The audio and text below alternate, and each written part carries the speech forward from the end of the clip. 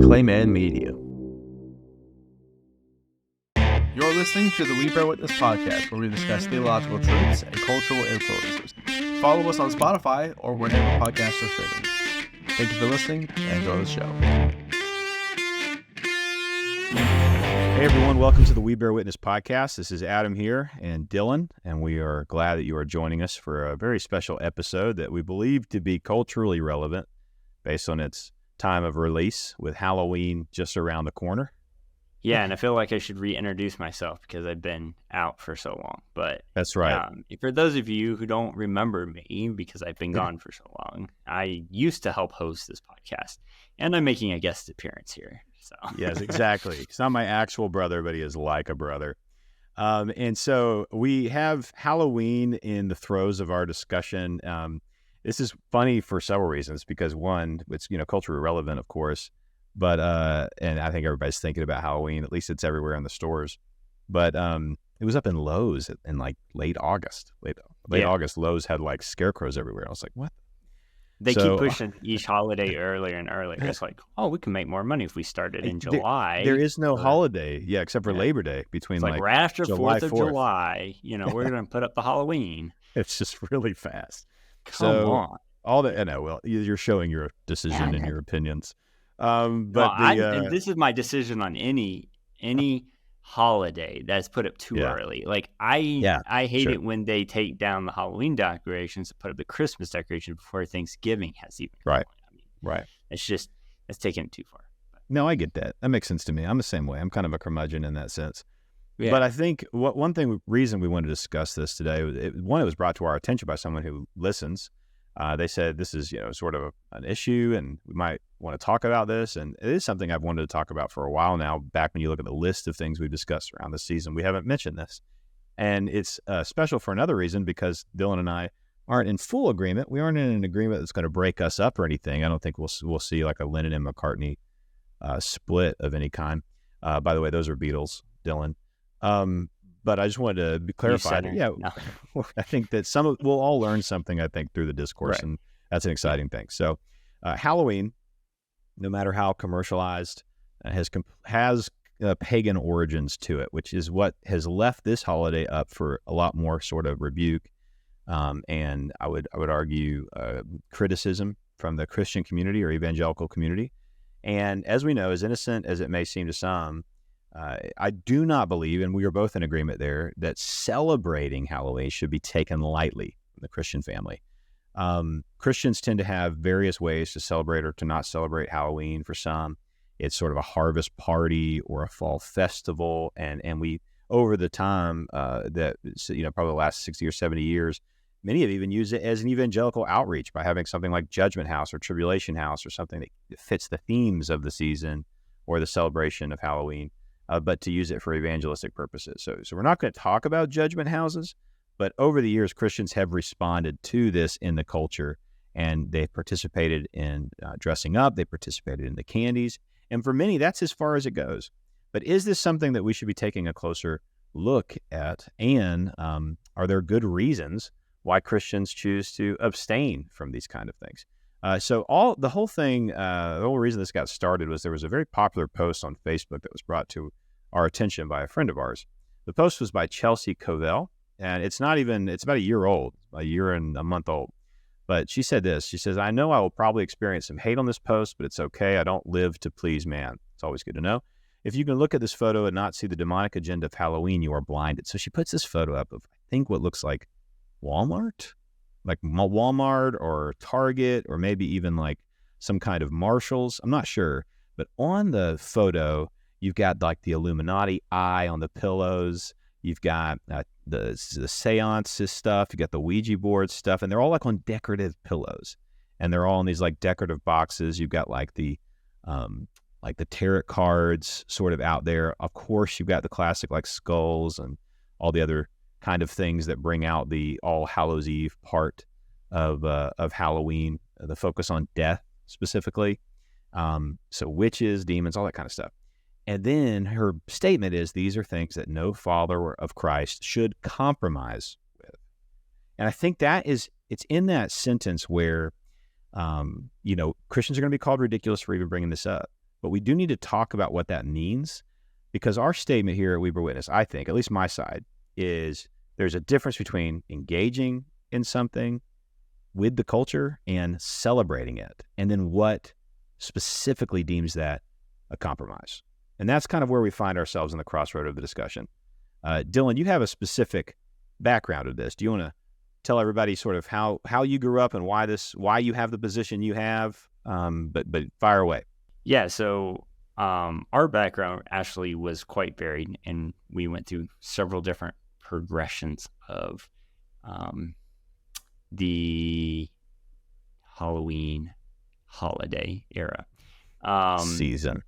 The season. So we did those things where you go to the churches and they say, hey, we're going to learn about Jesus while giving you a bunch of candy and giving all the kids sugar rushes. And so we did that, and there's some great candy out there, you know.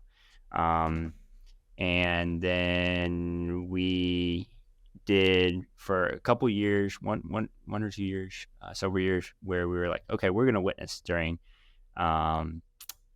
this event. So, you know, we got the tracts and did all that, and people would just ball up tracts and throw them on the ground and eat the candy. So we'd find the tracts on the ground afterwards. And we're like, well, that's great. We're really going to witness here. It's like, here's your candy, and then here, let's try to sugarcoat the gospel into your hand right here with a tract, and literally sugarcoat the gospel. Yeah, exactly. And then mom and dad came up with something called Family Fun Night or something like that, and we would go out bowling and like put on wacky like face things and bowl backwards and all kinds of crazy stuff. Sounds fun. And then there were some years we turned out all the front lights and had family night in the back room, and that was great. So we've kind of done a variety and kind of gone over it. The most memorable, I will say, was when we celebrated Martin Luther. Martin Luther. Yeah, Reformation Day. Theses. So we did the 95 Reese's, and we like taped it up on the door or whatever. It had 95 Reese cups on it with the different things. So that's probably the most Christian humor thing I've ever heard. So good. It was awesome. Yeah, it's great. It's great. So okay. So your take though is that you have a daughter. You really don't see you, Emily, and baby girl participating in the Halloween season. Yeah, I think my take on it, where I stand on it now, is like as I think about it and look at it, I was like, I don't really see a biblical or Christian purpose to celebrating Halloween. I see a lot of the culture and the history that has formed the holiday as we know it as Halloween. Yeah. And a lot of it is not God honoring. I mean, let's just, it's easy for us to admit that up front. So the question is, why would I celebrate it? And that's kind of where I am at this point in time, where it's like, it's not the kind of things that I really want to fill my kid's mind with, whether it's, the skeletons in a yard or the scary factor to it there. Doesn't mean I'll never take my kid to a fall festival or anything like that. Sure. But what we said earlier, the Christian answers to the holidays. Yeah. There would definitely be a conversation of the difference, if I did, between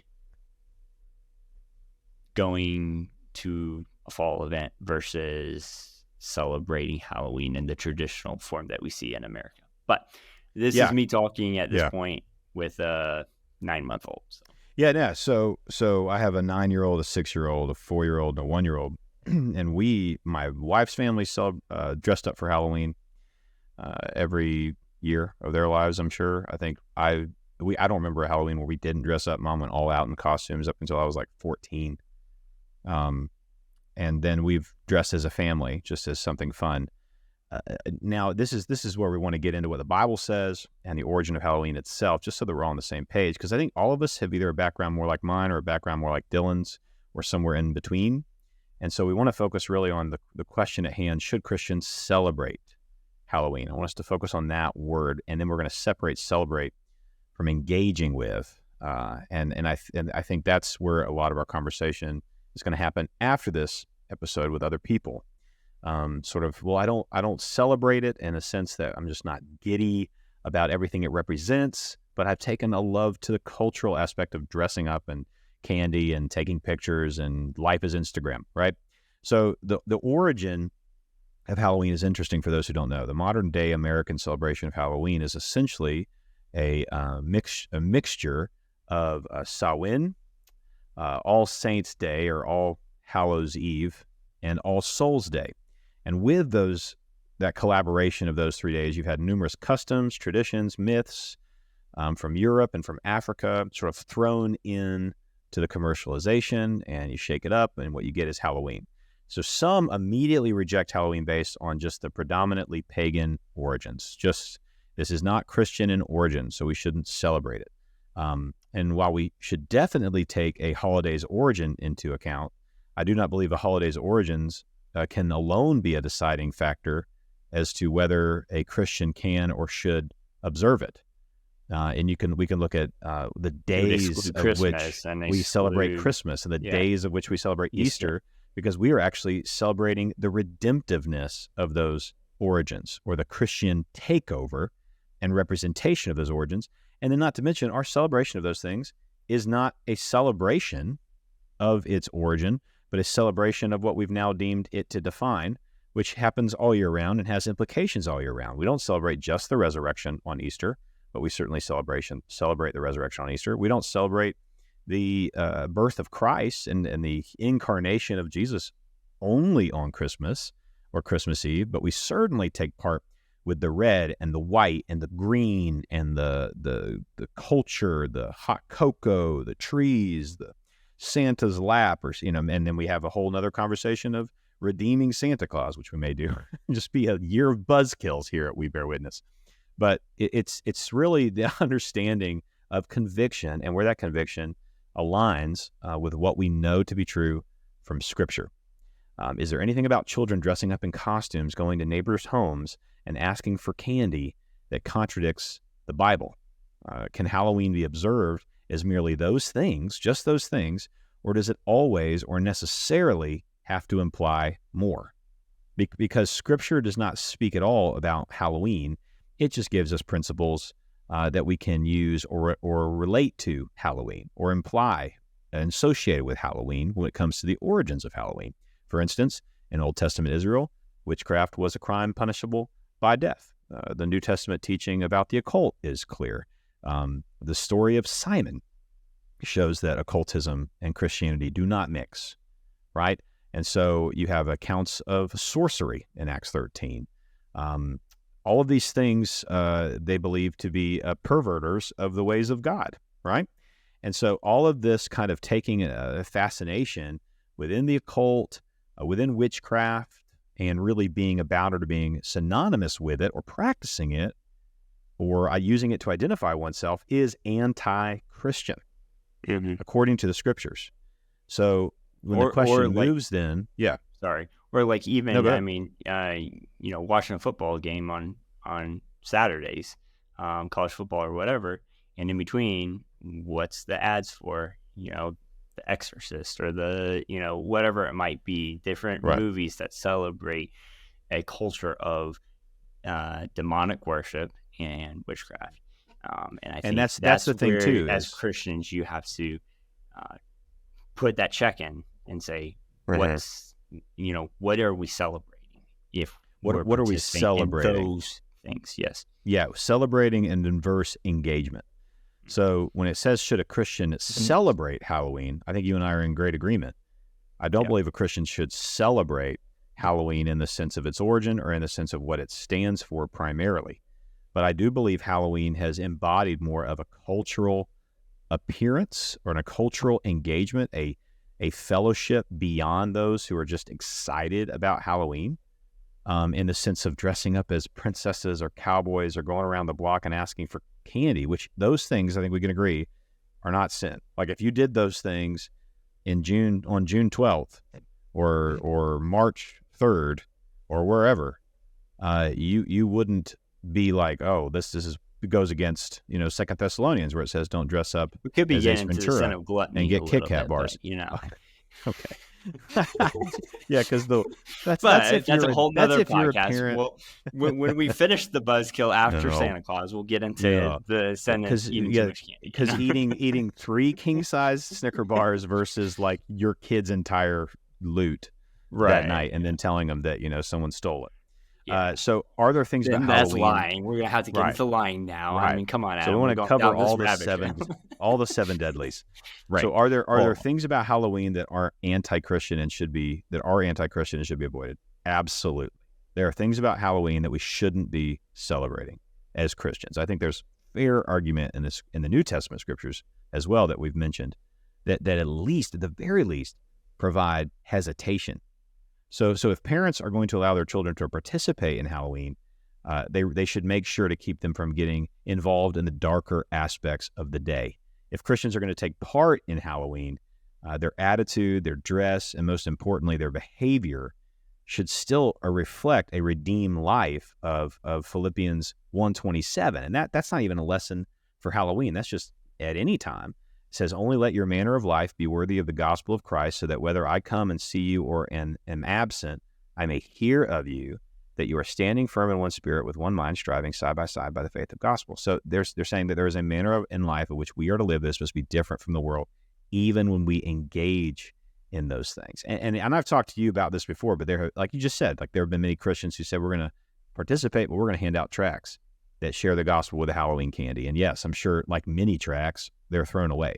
But I also think that there's something Tim Challies wrote in a Leave the Light On Together, or the Gospel Coalition article he did a few years back, where he looked forward to Halloween, but it wasn't for the reasons why people think. Like he personally never dressed up, but there was a sense of my neighbors who I never meet, or maybe I do. I'm really good about meeting my neighbors, but I usually have to be the one that goes to them. Something.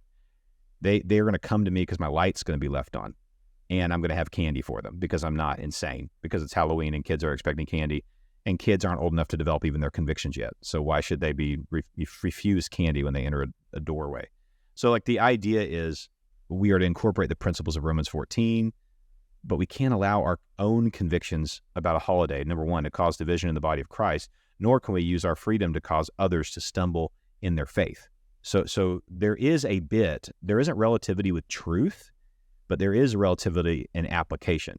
And so I'm a big believer in people following their convictions, just not hurting the body over something that is not a first, second, or third tier issue inside the church. I think there is a huge difference in celebrating Halloween and based on its origins and what it has not yet been redeemed. People are trying to redeem it with Reformation Day, but let's get real. Half the people who proclaim to be Christians don't even know about Reformation Day or the history behind that, let alone would have that replace Halloween in any instance.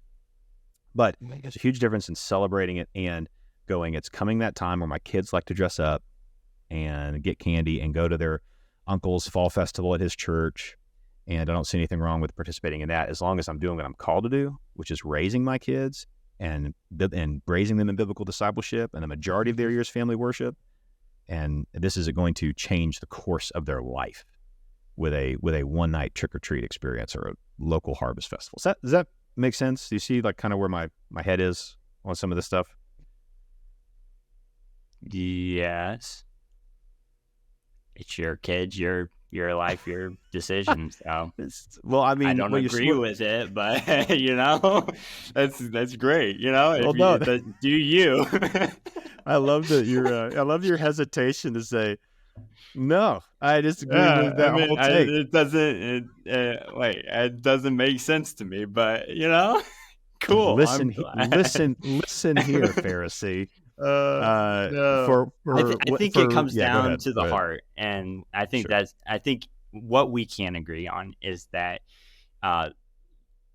number one, you are the main spiritual discipler of your kids, and as Deuteronomy says, make sure that you are teaching diligently kids and you talk to them about the Lord. When you walk by the way, when you lie down, rise up. If you feel that God is calling you to use Halloween as a mission field and a time of ministry as a family, I believe God can call people to that. I think you have to be careful with young, impressionable kids. And so this would definitely be something that if you choose to participate in the secular holiday of Halloween, there would need to be some very honest conversations with your kids so that there's a clear understanding in their mind of what we are participating in and what we are not participating in. I couldn't agree more. If we're landing on talking to your kids about what you're doing and why you're doing it. And so I think the biggest thing is the confusion that can come for a young kid when they look around and they see the majority of the culture celebrating in a specific way. And then we're saying, we believe in Jesus, and therefore, how does that affect how we participate? And so I think what we can agree in this conversation on is that it is that it's a teaching opportunity for you as parents in your home, that it needs to be done carefully with a lot of prayer and a lot of seeking God, and that your heart needs to be in such a place that you ultimately are fulfilling your responsibility as the spiritual guidance for your kids in those situations, even within those situations, because our responsibility is not divorced from action. And so, whether it's, going around and gathering candy in June 12th or going around and doing it in October, it all comes down to the heart. And I think that we can agree that the heart of why you're participating and celebrating in this can be the key when wrestling with this. I think it's good that people see two different opinions, that we two different thought of course processes. Well, I think we have we have some similarities in common. I'm not wanting my kids to have anything to do with the darker forces that are associated with a holiday. I think what you've said was right on to a degree, that look, your convictions need to be solidly based on your study of God's word according to Hebrews 4:12, and then you need to make sure you allow others to develop, grow, and mature in those convictions as well, even if those convictions don't get to the same point as you. I think you have every Halloween, I think you have a husband maybe who doesn't choose to dress up, and then a wife who might dress up like a giant macaroni and cheese box. And they're kind of just like, hey, we do this differently. We have this different mentality, but it's not even causing an issue within our marriage, let alone one that should happen within the church or a difference of opinion. So I think each one should be fully convinced in his own mind. Romans 14:5. I think I keep hearing that whenever we talk about should Christians celebrate Halloween. I think there's a lot of warning sign too. For instance, what you said about raising little ones and being their spiritual guide. There was one Halloween we went to my in-laws' house, and we went across the street to and I have in-laws, by the way, and this will kind of compare to another story that we have at the end, but or it'll relate.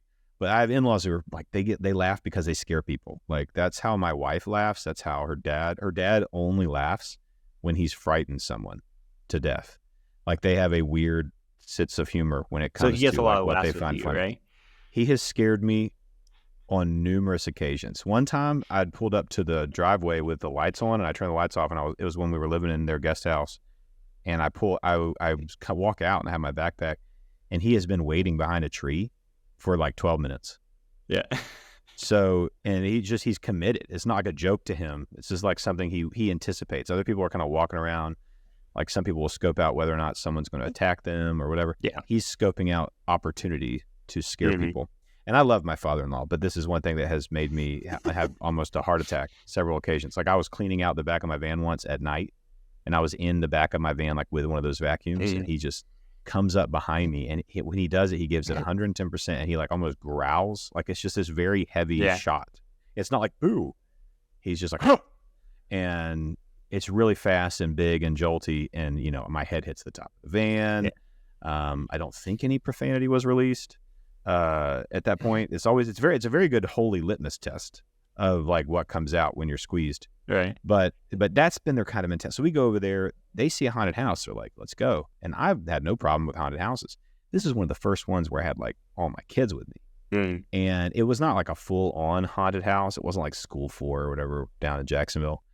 And we don't do Halloween Horror Nights, although we have many friends that do. We just don't do any of that stuff. It's too intense, too crazy for me. And so we went to this like little driveway haunted house, where you have to go to get the candy, but you have to walk through some pretty intense stuff. Bro, there were some intense stuff, like things in this haunted driveway in the middle of Callahan. Like, I don't know these people. They seem nice, but killer Callahan clowns can be intense sometimes. Killer clowns, like laboratory crazy people, like a woman holding a baby, like just some really creepy imaging. And like my 6-year-old was with me, it's just like, so what mixed signal could I be? We can write off anything and say, bro, it's just a haunted house lighting up. But everything affects our kids. Everything they do and see will affect them. And I don't think any of this is beyond grace or redemption. I don't even think these people were bad people. They might just really love haunted houses. But it is overstepping something to me when Christians partake in things that heavily. It's saying something, at least maybe of unawareness of its origin, or that we really shouldn't be associated with the dark, even if it's culturally approved by families that we trust and churches and all these other things. And I think when churches have these fall festivals and have these trunk or treats, that's their way of capitalizing on seeing neighborhoods be familiar with the church or get to know people in the church. So I don't see anything wrong with that kind of redemption. Almost like people have redeemed Santa by just telling their story, telling their kids the story of St. Nicholas, the real St. Nicholas, but taking away all the other stuff for kids who don't go with the Santa thing, or the parents who don't go with the Santa thing. I think there's a little bit of a have fun, dress up, eat candy, and it doesn't mean that you and your friends are, putting on a Ouija board in the basement hoping to contact your great aunt, So I just think that there's limits to these things and warnings to these things. And just like anything, we're not supposed to just engage blindly. We're supposed to be applying wisdom in everything that we say and do. And I don't think Halloween is an exception there. But on the other side of that, with that said about my fun family, we have a family member who really was known for her infatuation with the horror, not just Halloween, but with horror movies and kind of like that supernatural lean. And once Jesus Christ became real to her, like opened her eyes to the supernatural world, specifically like demonic as well as angelic and the holy and the darkness and all that stuff in between, she took her love affair with that stuff far more seriously, to the point where she really doesn't want anything to do with that. Like she might still dress up and have fun in a costume sense, but it's going to be, a few neighborhoods at a church. It's not going to be an indulgence in like the things that Halloween is primarily known for. So I do come back a bit more in the middle and say, explain those differences, act out on those warnings, and approach these things in a biblical wisdom that match justified conviction. So I don't think it's a simple, should Christians celebrate Halloween, yes or no?